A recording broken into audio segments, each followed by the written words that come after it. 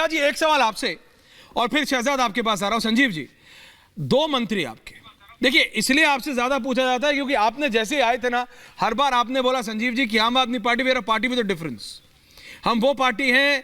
आपने कांग्रेस के करप्शन के खिलाफ यू केम इनटू एग्जिस्टेंस, कोई इसमें दो राय नहीं। उसके बाद आप बीजेपी से लड़े, हराया बीजेपी को, दिल्ली में हराया, मैं कह रहा हूं हां हराया। लेकिन अब क्या हो रहा है संजीव जी, आपके नंबर 2 सरकार में और पार्टी में दोनों, जिस व्यक्ति के पास 18 पोर्टफोलियो, डिप्टी चीफ मिनिस्टर, जिसके ऊपर आपके मुख्यमंत्री और सर्वोच्च नेता आपकी पार्टी के अरविंद केजरीवाल आंख मूंद के भरोसा करते हैं, वो सीबीआई के कस्टडी में है, कोर्ट ने उनको रिमांड दे दी है, और आप अभी भी कह रहे हैं कि करप्शन के खिलाफ हमारी जीरो टॉलरेंस है। ये कैसी टॉलरेंस है संजीव जी? ये इसलिए ऐश्वर्य हम कहते हैं कि करप्शन के खिलाफ हमारा जीरो टॉलरेंस है। मैं कुछ उदाहरण देता हूं तुरंत। दीजिए प्लीज बताइए। दिल्ली के ही एक मंत्री के बारे में जानकारी मिली कि वो किसी भ्रष्टाचार में लिप्त है। हमने अपनी इंटरनल जांच करा करके बिना किसी मीडिया के, बिना किसी पॉलिटिकल पार्टी के किसी भी दबाव को हमने उसको मंत्री पद से हटाया था। पंजाब में सुओ मोटो कॉग्निजेंस लेकर के जब पता चला कि भ्रष्टाचार हो रहा है तो हमने उसको जांच कराई और फिर उसको जेल भेजा। इसी तरह से एक विधायक पे भी कार्रवाई हुई। तो हम किसी दबाव में नहीं, किसी मीडिया के नहीं, किसी पॉलिटिकल पार्टी के नहीं, हम खुद ही इंटरनल जांच करा के उसको जेल भेजते हैं। लेकिन अगर भारतीय जनता पार्टी साजिश कर रही है, हमारे वो तमाम ईमानदार मंत्री, तमाम ईमानदार नेता जिनके खिलाफ साजिश कर रहे हैं, हम कैसे इसको स्वीकार कर ले? इसलिए कि इन्हीं की एजेंसी बता रहा हूं, इनकी एजेंसी बता रही है कि मनीष सिसोदिया ईमानदार हैं। आप सारे अफसरों को, आपने सारे अफसरों को करप्ट कह दिया। आपने कह दिया सारे अफसर गलत हैं, उनकी सारी इन्वेस्टिगेशन गलत है। संजीव जी नहीं, बिल्कुल कह रहा हूं, ये अफसर है ही नहीं। Now they are agent. ये सब भारतीय जनता पार्टी के एजेंट की तरह काम कर रहे हैं।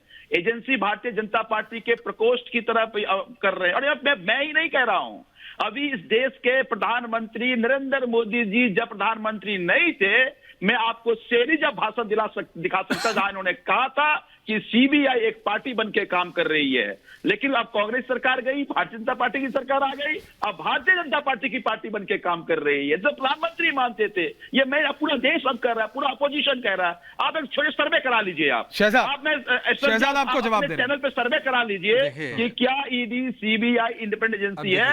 लोग कहेंगे ये इंडिपेंडेंट एजेंसी नहीं है। ओके, शहजाद आपको जवाब दे रहे हैं संजीव जी। इतनी दिलचस्प बात है, सर्वे की बात पे उतर आए हैं। अरे भाई, एमसीडी के चुनाव में जो आप कह रहे हैं कि तथाकथित रूप से आपने बड़े पैमाने पर जीता, तो सत्येंद्र जैन, कैलाश गहलोत और सिसोदिया की जगह पर आप सभी जगह पर ज्यादातर हारे। तो ये तो जनता का सर्वे और मूड था, तब भी नहीं माने। कोर्ट के 3-3 ऑर्डर आ गए, तब भी नहीं माने। जब कोर्ट राहत देने से मना कर रहा था, तब भी नहीं माने। और अब आप वर्च्यू आउट ऑफ नेसेसिटी बना रहे हैं, मतलब कि आवश्यकता को क्षमता बताना, ये आम आदमी पार्टी कर रही है। मैं केवल आपसे एक ही सवाल पूछ रहा हूं, बताइए इसका जवाब क्या है? या तो आपने कहा कि जनता का काम सफर ना हो, जो आपने बहाना दिया है, इसीलिए हमने इस्तीफा लिया है।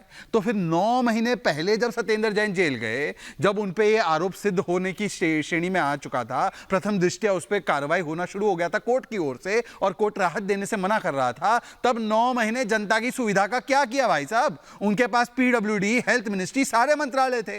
तो दोहरे मापदंड कैसे हो गए? पंजाब में सरारी का इस्तीफा तुरंत ले लिया, सिंगला का इस्तीफा तुरंत ले लिया, और यहां पर दोनों ही मंत्रियों को, भ्रष्टाचारी मंत्रियों को, जब तक कोर्ट के द्वारा बार बार आदेश नहीं आया तब तक आपने कोई इस्तीफा नहीं लिया। यह इसलिए किया क्योंकि आपको पता है कि इस भ्रष्टाचार की जांच की आंच वहां तक पहुंचती है जो उनको संरक्षण दे रहे थे। और इसीलिए मैं कह रहा हूं, देखिए कितना बड़ा गुनाह है। संजीव जी, आपको मैं कहूंगा कि अभी एक पिता के नजरिए से सोचिए, आपने जिस व्यक्ति को मंत्री बनाए रखा 9 महीने, उसने तिहाड़ जेल के अंदर एक रेपिस्ट से मालिश ली, वसूली की, और उस रेपिस्ट को बहुत बहुत सुविधाएं दी क्योंकि उसको मंत्री आपने बनाए रखा। तो आप केवल दिल्ली और एक राजनीतिक वो केवल अपराधी नहीं हैं, आज आप उस बेटी के परिवार के अपराधी है जिसको आपने मंत्री रखा, तो उसके साथ ऐसा अन्याय जेल में हुआ। संजीव झा जी, नाक रगड़कर अरविंद केजरीवाल को अपना भी इस्तीफा दे देना चाहिए।